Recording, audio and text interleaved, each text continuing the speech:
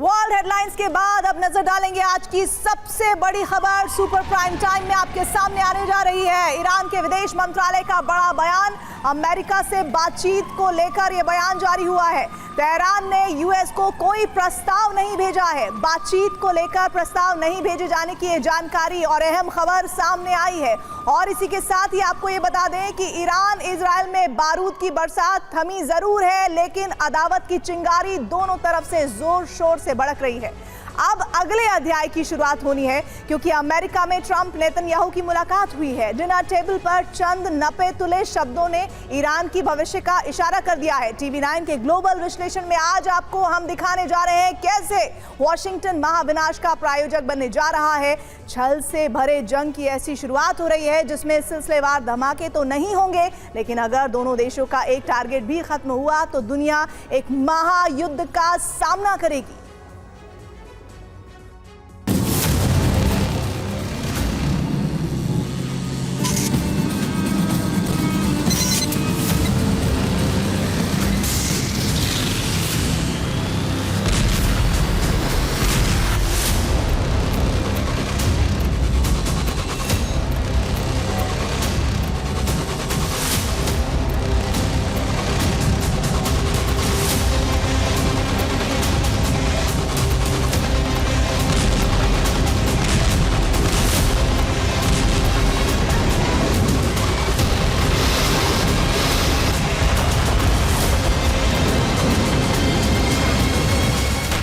सिर्फ एक गोली या फिर एक जोरदार धमाका।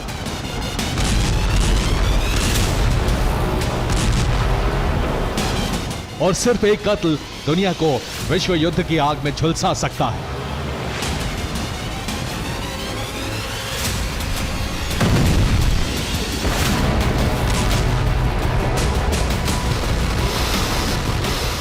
बारह दिनों में ईरान से इजराइल तक जोरदार धमाके हुए, मिसाइलें बरसी, बम बरसे। लेकिन जंग के इस दौर का दूसरा अध्याय षड्यंत्रों का चक्रव्यूह लेकर आ सकता है।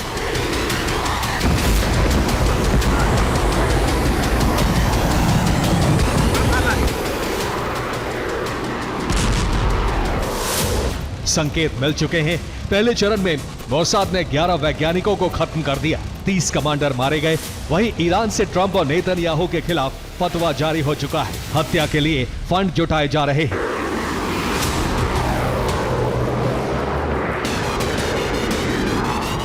यानी ईरान और इजराइल दोनों एक दूसरे के सबसे बड़े लीडर को मारने की कोशिश में हैं।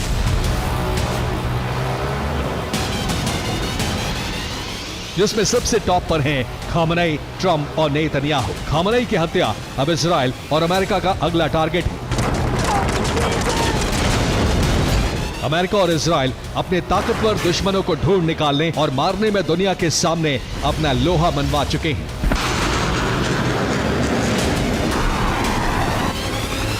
आज से 14 साल पहले पाकिस्तान के एबटाबाद में अमेरिकी हेलीकॉप्टर्स की गड़गड़ाहट सुनी गई, गोलियां चली और फिर दूसरे दिन पता चला कि अमेरिका का दुश्मन नंबर 1 ओसामा बिन लादेन मारा गया।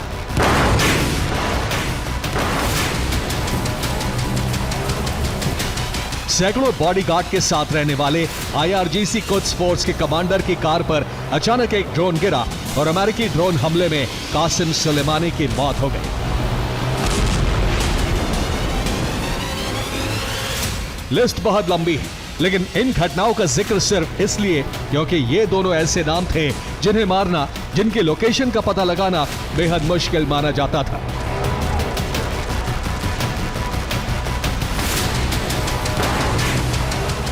अमेरिका इजराइल ने साबित कर दिया, ये दो देश जिसके पीछे पड़ जाते हैं उसका बचना नामुमकिन है। वो कितनी भी सुरक्षा में हो, कहीं भी छिपा हो, उसका अंत निश्चित है। और यह भी तय हो गया कि इनके पास हथियार भी हैं और मजबूत खुफिया तंत्र भी। अब ऐसा ही ऑपरेशन खामनेई के खिलाफ शुरू हो सकता है। डर ईरान के राष्ट्रपति पेजेश्कियान को भी। एक इंटरव्यू में पेजेश्कियान ने कहा, इजराइल ने उनकी हत्या की कोशिश की थी। एक बैठक के दौरान मुझे बम से मारने की कोशिश की गई। इजराइल ट्रंप की हत्या के प्लान का झूठ भी फैला रहा है।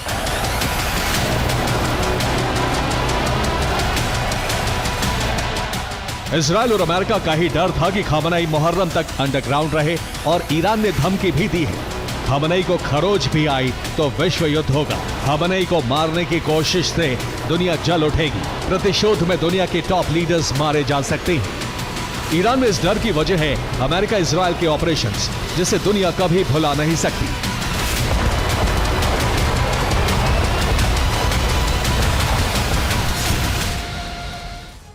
यूएस इजराइल का रिकॉर्ड है कि उनके दुश्मन कभी बच न सके। 11 सितंबर 2011 में अमेरिका में अल कायदा ने हमला किया और उसके 10 साल बाद ओसामा बिन लादेन को पाकिस्तान में ढूंढकर अमेरिका ने मार दिया।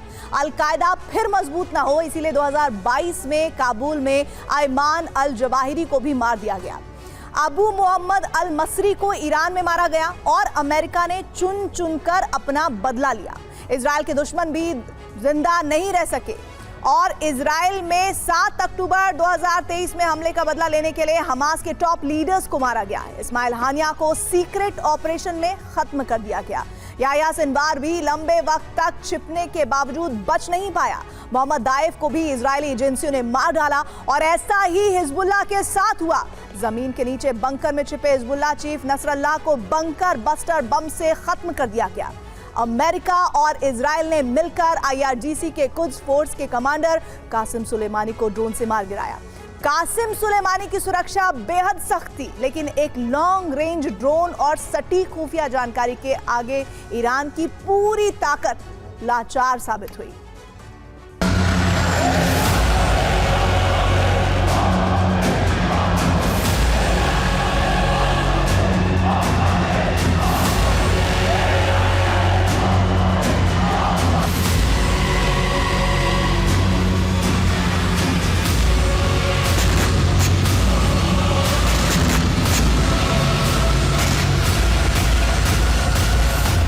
TV9 की ग्लोबल एनालिसिस टीम की रिसर्च के मुताबिक इस बैठक के बाद ईरान इजराइल जंग में एक नया सिलसिला शुरू होने जा रहा है, जिसमें सुप्रीम लीडर आयतुल्लाह खमेनी, राष्ट्रपति मसूद पज़ेश्कियान, खमेनी का बेटा मुस्तफा खमेनी, अब्दुल रहीम मौसावी, ईरान के CDS अली शमखानी, खमेनी के सलाहकार, अमेरिकी और इजरायली खुफिया एजेंसी के टारगेट बन सकते हैं।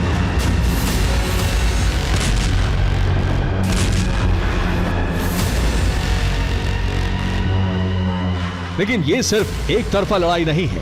भले ही ईरान के पास मोसाद और CIA जैसी ताकतवर एजेंसियां नहीं हैं, लेकिन ईरान का फतवा इजराइल और अमेरिका के लिए घातक साबित हो सकता है। ईरान के 2 कट्टरपंथी मौलानाओं ने फतवा जारी किया है। ट्रंप और नेतन्याहू के खिलाफ फतवा जारी किया गया है। दोनों नेताओं को मुहरिब यानी खुदा का दुश्मन करार दिया गया है। दोनों के कत्ल को धार्मिक कर्तव्य बताया गया है। ईरान से निकला फतवा सिर्फ धार्मिक कट्टरपंथ का हिस्सा नहीं है, बल्कि ये सियासत का भी हिस्सा है। एक मौत का फरमान है तो दूसरी तरफ ईरान की सरकार इससे पल्ला झाड़ चुकी है।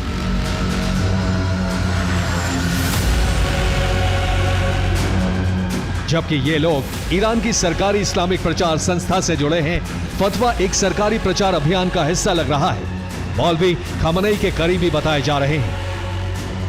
नेतन्याहू और ट्रंप के खिलाफ फतवा कितना घातक हो सकता है, इसका अंदाजा इसी बात से लगाया जा सकता है कि दोनों की हत्या के लिए फंड जुटाने का अभियान शुरू हो चुका है। कुछ ही दिन में 167 करोड़ रुपए से अधिक की रकम भीड़ से जुटा ली गई है। ईरान की वेबसाइट के जरिए लोग मोटी रकम भेज रहे हैं।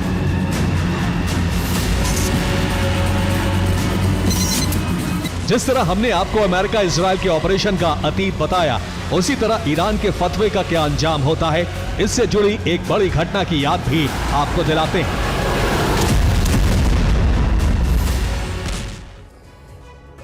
ईरान के फतवे का अंजाम दुनिया देख चुकी है। 1989 में लेखक सलमान रश्दी पर फतवा जारी हुआ। ईरान से रूहुल्लाह खुमैनी ने फतवा जारी किया था। ब्रिटिश लेखक सलमान रश्दी से ईरान में नाराजगी थी। धार्मिक आदेश के नाम पर मारने की घोषणा हुई। भारी सुरक्षा के बावजूद 2022 में यूएस में रश्दी पर जानलेवा हमला हुआ। हमले में सलमान रश्दी को एक आंख गंवानी पड़ी।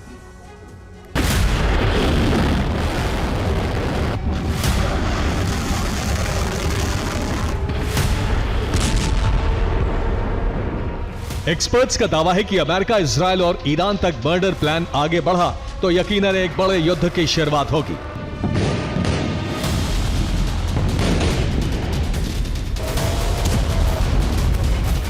ट्रंप पर हमला हो यह बेहद मुश्किल है, लेकिन इजराइल में कई लोग टारगेट बन सकते हैं।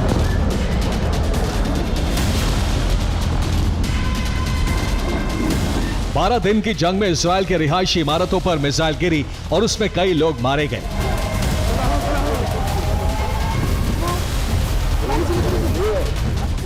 इजराइल उनका बदला लेने के नाम पर खामनेई की हत्या कर दुनिया को एक संदेश देने की कोशिश में है। वहीं ईरान में 1 दर्जन से ज्यादा जनरल की मौत के बाद ईरान में भी प्रतिशोध की मांग तेज हो रही है। Bureau report, TV9 Bharatvarsh.